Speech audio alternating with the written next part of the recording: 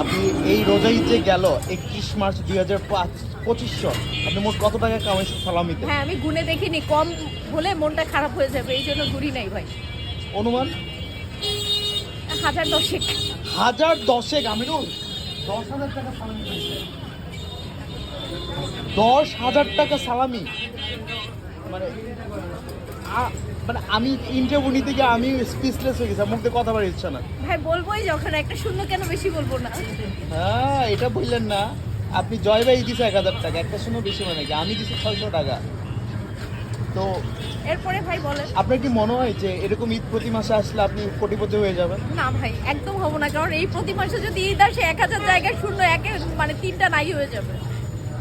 ওকে, চাই না ঈদ বছরে 2বারই আসুক, এছাড়া পহেলা বৈশাখ আসুক, নববর্ষ আসুক। আপনার নামে আরেকটা অভিযোগ আসছে, ঈদের 2 সপ্তাহ পর যে পয়লা বৈশাখ, আপনি কি পয়লা বৈশাখে সালামিও আদায় করেছেন?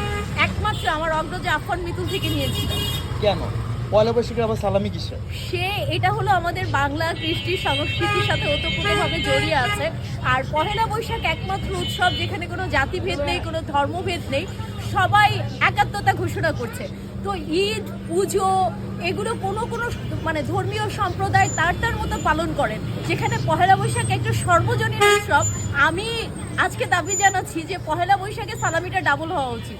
আচ্ছা, আপনার নামে আরেকটা অভিযোগ আসছে, সেটা হচ্ছে আপনি বারবার যে অগ্রজ আফফান মিতুলের উদাহরণ টানছেন, তার জন্মদিন মার্চের 2 তারিখ ছিল, আপনি কি এখনো তাকে গিফট করেন নাই?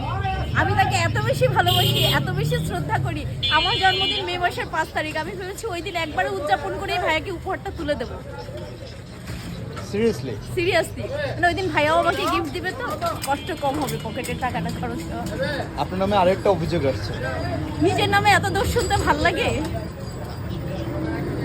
কোনো মানুষ পছন্দ করে নিজের নামে এত মানে দোষ শোনার, অভিযোগ শোনার? একটু পজিটিভ কিছু বলেন এবার। আপনি ভালো আছেন? আপনি তো চাটাও খাইলেন না দিয়ে, মানে চা পান করলেন না দিয়ে, সেই বাড়ি থানা থেকে নিয়ে আসছেন, নিয়ে এসে একাই চা খাইলেন, ছবি প্রমাণ। এই যে দেখেন কত মানুষের ভিড়। ইউনুস ভাই, আসসালামু আলাইকুম।